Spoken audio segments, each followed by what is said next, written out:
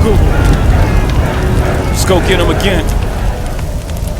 Welcome back to another episode of Samplin Samples on the channel, and today we are delving into the brand of Gucci and its Gucci Guilty series, which this one is called Love Edition. Pour Homme 2024, 2025, it was on the cusp. So that long line of Gucci Guilty flankers, you see them all. This is my collection right here. I don't own them all. Obviously this is the king. It's the king. Don't come at me. Absolute is the only, and the oud, actually the oud should be up here. They're both good. Those are good. Everything else is kind of poopy. Now, I think this was released at the end of December of 2024. So most people obviously got it in 2025. So a new release, yeah, we're going to say that. We're going to slot it in 2025. Now, there was a 2020 release of Love. There's a 2021 edition of Love, which I don't own. I've never smelt them. And now this. So it's been a few years since the last Love edition came out. We're going to see what this one does. So it's my first sniff of the Love editions. It is getting lots of traction within our community from what I see.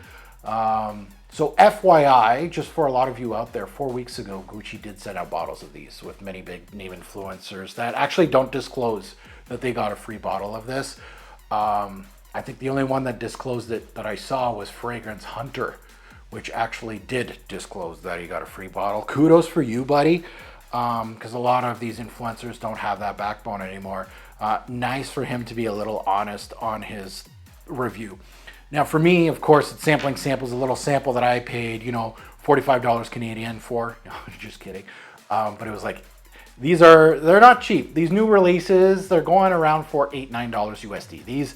These guys are banking off me right now. But I rather spend, $10 USD, probably around $15 Canadian for me, give or take. So it's pretty expensive for what I'm getting juice-wise, but personally for me, the days of me getting mediocre designer releases, and you're gonna see some up here, like there's some mediocre, like this stuff can't be that great, but me blind buying, like I'm blind buying a lot of high-end stuff now. That's where I'm at in my journey at this point. I'm done. Leave it to the kids, the influencers, to buy these bottles, use their Google checks for this kind of stuff that they'll never wear. I'm kind of done with that. So here it is, the little sample. If you're new here, welcome to the Robes Away channel. I'm your host, Mark, and hit that subscribe button, smash that like button, please, please. Like button really does help, because I take a look now more. I've looked at it more this year, my analytics, and it's nice to see where they are at the moment. To all the people that say no one watches Robes Away, oh, look at those analytics right now. Who cannot hit 1,000? Yeah, it's kind of weird, hey? Like if my channel, if I really wanted to, look at my channel in the past 2 months. Just look at the analytics. The guy that's struggling to get 1,000 views. Yeah, if I'm reviewing a Paris Hilton fragrance that nobody heard of or cares about, yeah, I'm going to be struggling in the views. But if I really want to be an influencer and do this, like off samples, my channel's doing good. I'm getting as many hits as the guys that get free bottles, honestly. But if you're new here, yeah, you're gonna get a little bit of that from me. But I'm gonna throw some guys under the bus. Why? Because look, they got free bottles of this stuff. I'm gonna tell you how it is. I got a sample. I'm not attached. I don't care. Let's go under the hood. Let's take a look at some stats on this one. So the year released, we have to go 2024 because it was released at the end of December. I don't know why they did that. Well, I guess they wanted to be ahead of the rush. Because obviously, as you can tell, there's a lot of new releases in the designer game. Everybody's releasing 2-3 bottles. It's crazy. Like they're competing against each other, basically, right? Jean-Paul Gaultier has 3 new releases already. Acqua di Gio, Armani has two stronger with yous and a new Acqua di Gio. So these brands are just going hard on Q1. So 2024 release, Nose, Jacques Huclier. Oh, that's a nose. I haven't heard his name in a while. Wow, Jacques Huclier. Okay, so let's take a look at the note breakdown. Let's see what's in here. In the top, we got Juniper. In the mid, we got Orange Blossom Absolute. And in the base, we got AMBROFIX. Oh, good old AMBROFIX. Okay, so the big notes in here, there's only 3 notes in here, so we're gonna go Orange Blossom, Juniper, and AMBROFIX. It's kind of very easy to put in my big notes on this one. So this little sample, let me wear it for a couple days here. So I'm gonna give you my thoughts on those few days, but I am gonna remind myself of this introduction here. I'm gonna do a dab here and kind of finish off the sample and launching it. Hit the door and returned back. So it didn't exit the room. So, interesting. Gucci Guilty Love Edition 2024, 2025, depending on who you are, starts us off with heavy florals. So if you're not into florals for men, click off. If you're not that kind of guy, right, you can close this off right away. The Orange Blossom starts us off. That's your primary. It gives you that white floral smoothness that I'm used to. So she's floral, she's creamy, and she's fresh. The second in command is Juniper Berries, and you can tell during some wearings, it's more prominent than other wearings. So for me personally, it was kind of like a chameleon. It's some notes do that in fragrances, that a little sample like this almost renders your fragrance review, quote unquote, you know, not useless, but it just feels like, okay, I wish I had more wearings with it. I felt one wearing that you get a small brush stroke of it, and then the other wearing, it was high secondary note. Either way, the juniper is noticeable and works well with the primary Orange Blossom. In this opening, it's creamy, it's aromatic, it's green, and it has some underlying sweetness to it. So your intro is basically just that. That's it. It's very simple, straightforward, very much a floral fragrance. Now going into the mid, the AMBROFIX makes its presence known much more as the juniper starts burning off and leaving the Orange Blossom by itself. AMBROFIX is derived from clary sage. So it has and will have some green nuances, but it's synthetic. Think of ambroxan kind of meets ISO-E Super in a bit. So you're gonna get a bit of like that woody nuance that ISO-E has and Ambrox has, but also a clean feeling that Ambrox has. So that's what AMBROFIX kind of reminds me of a little bit. Here, I felt the AMBROFIX ruined a bit of what the Orange Blossom was kind of trying to do here. Kind of like a creamy, kind of soft, and you know, like a pleasant fragrance. And the AMBROFIX kind of made it a little synthetic and not as good, we'll say. Anyone that has smelt a really nice Orange Blossom scent or note will know what I smell here and kind of will agree with me. If they've smelt a really good Orange Blossom, orange flower kind of fragrance, they'll know what I'm talking about here. The scent hardly changes, by the way, so it's fairly linear as a scent profile. I felt perhaps it goes a little denser here in the back end. But as far as descriptors of this fragrance, there wasn't really much for me to dissect and kind of give you as thoughts. It really is, like they gave us 3 notes, and usually I'm good at going, okay, there's other things going on, or those 3 notes are giving out several nuances. I felt the Orange Blossom was good. I don't think it was great, and that is your primary. The Juniper is your secondary, which in the opening, which is a nice balance to that Orange Blossom. So it was pleasant, but the AMBROFIX at the end, once you lost the Juniper and it's still with the Orange Blossom, it felt muddled, and it felt like it kind of brought down the Orange Blossom a bit, the beauty of it. Towards the deeper dry down of this fragrance, in the end, you still have that smooth Orange Blossom giving you that creamy, almost, I wouldn't say milky, but almost think kind of like a lotion. Like it went in that direction, like a nice little Orange Blossom lotion for your hands, like a hand lotion or a shampoo. Not as soapy, but like kind of has that milky nuance, I guess. It has slight powdery aspects, and the AMBROFIX doing its thing together. So that's basically it. There's a little vanillic touch here too, which is not listed in the notes, but I'm gonna add it because it's fairly minor. And I felt it more into the back end here of the fragrance more than the top end of it. So overall, this Gucci Guilty, really mid. A male floral scent, yeah. Comparing it to what's been released as the sweet bombs go, you're gonna appreciate this. You'll be like, oh, okay, something a little nicer, a little less synthetic, it has a little less of that, a little less harsh. But if I start comparing it to the better designer scents that are floral, it starts falling short, real short. I rather have like a Givenchy iris, a nice lavender, kind of go back in time and find something like a Fleur du Mal, we'll say, which in my opinion is a better scent in that same scent profile. I think it has much more personality. It's made much better. There's no AMBROFIX in the back end of it. It's a gorgeous, and it's a classic, and one that has a very good reputation in our fragrance game, Le Fleur du Mal, which not everybody will like because it has that personality. This is like really dumbed down a bit to just kind of get a little more noses on it, I guess, to like it. But I want that personality in the fragrance, and so this kind of went like kind of ho-hum on me, on my skin, to be honest. Now let's go into seasons, day, night, versatility, and of course the performance of this thing. Seasons, this is a perfect release for the spring. Spring's coming, and this is one of those that's going to go against the Jean-Paul Gaultier Le Beau, the Aqua di Gio Elixir.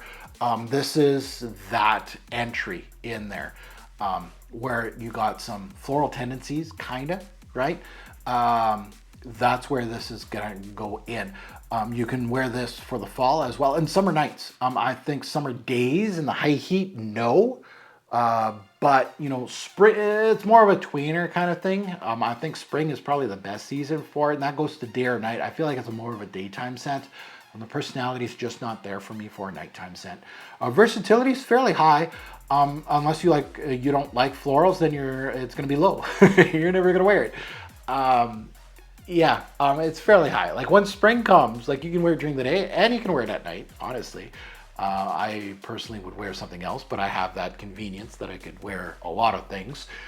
Performance, not bad. Nothing beast. It's not a big disappointment. Longevity was 6 to 8 hours, which is exactly, I'm always looking for 7 to 9 as a designer, but 6 to 8 is no slouch. So fairly solid for longevity on my 2 wearings with average projection. So again, not a beast, not crazy, but just good old regular performance, which is what I want. So my final thoughts on this new Gucci Guilty, and they have more flops than wins, honestly. It is a brand that started with the Eau de Toilette, which I have over here somewhere, and like that was, I really didn't like the Gucci Guilty lineup at all. Most flops, more, the Oud's good and the Absolute's really good. Like this is a star.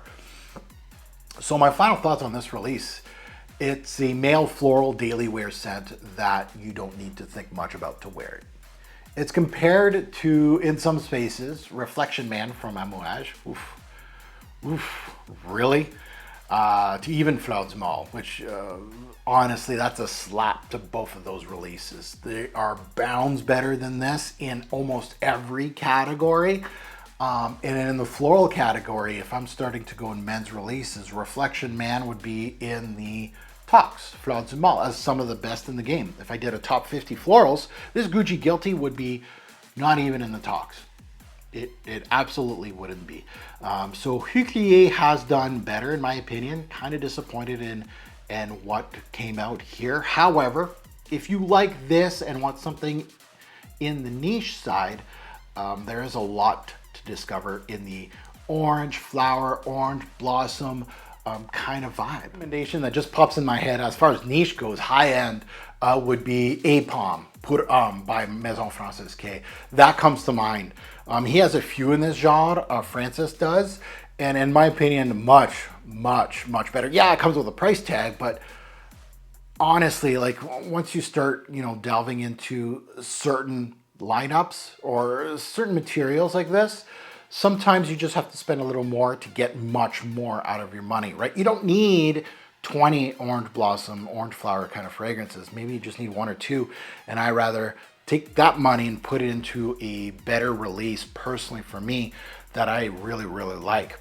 Now, be wary of influencers, right? This is the whole trick of the trade, right? You get a free bottle from Gucci, you're an influencer, and here you are, and you're like, how am I gonna sell this thing? Well, one of the tricks of the trade is always taking something that had traction within the community in the past, that sold well and was received well by your audience. And what people are doing now is they're using a top seller like Yves Saint Laurent's Myself, which I think they all said this, they use a top seller that everyone knows and just says that this is the new kid on the block, which is better, right? And that's where it just basically, I see this, and you may not see this, but it's just like, okay, right? New release comes out. It resembles another kind of, sort of, a top seller. You're going to kind of ditch the top seller from past and make this the new shiny new toy that's better. Better. So that's a free bottle brigade warning for you, is that what makes it so much better? Please tell me, influencer, why is this so much better than the other one that you were hyping 6 months ago? I was not blown away with this one. That's my personal thought. Now, it makes me want to smell the YSL myself and kind of see what these influencers, maybe it is better. Maybe they are right, but it is a trick of the trade, right? You're always going to say, oh, okay, right? The new Le Male came out, right? And if it's really positive with the community, they're just going to be like, oh, it's so much better than the Elixir, because obviously the Elixir was a hype beast. And it's like the new Boss bottle that I talked about, right? It's easy. Now, if I had to give this one a score, score out of 10, I'm going to give this one right smack in the middle, 5 bottles out of 10. That is not a positive score in my channel. If you're new here, 8 is the cusp of bottle worthy, where I'm actually thinking I'm not gonna get one immediately, but I may get a bottle at discounters, maybe 2 years later, 4 years later, 5 years later, where it's at the bottom of its purchase price, basically. Close to being discontinued, I'll snatch it up for like 40 bucks. That's an 8. That's where 8s are. 9 are bottle worthy, but I could wait. 10, oh, I'm gonna get a bottle, right? I want a bottle of this, it's good. Once you start delving into 7, 6, 5, you're going down that rabbit hole of really bad fragrances. Now, I'm not saying the orange blossom is decent, like I said in the fragrance review. The juniper is a very good secondary in the opening. It does its thing. It's really well done. They work well together. The blending's good. Huguier is good at what he does. However, that AMBROFIX, and I'm not trying to I'm not that kind of guy. Like I'm gonna say ISO E Super ruins a fragrance just because it's in it, right? Tel d'Hermès has tons of ISO E Super in it. Love it. So I'm not that kind of guy. But sometimes these materials that are, yes, they're synthetic, but a lot of the stuff that's in here is synthetic. Just ruins it, and it ruined it. It really bogged down the orange blossom to bringing it to a 5 out of 10. It's in this kind of score. It's not very good. It's not great. It's nothing new, and I think you can do better with your money. And that's an honest take from an honest fragrance review. Now that you heard my take, I'd love to see yours in the comments below. Good, bad, and the ugly. You can say that this is a great release, things like that. You can say I went easy on it with the 5, it should be a 1. You can agree with me, or just like it's a middle of the road orange blossom fragrance. That's where I slot it in. And as always, a great report fragrance will make a lasting impression. Choose your scent wisely. Thanks for watching, YouTube. Have a good one.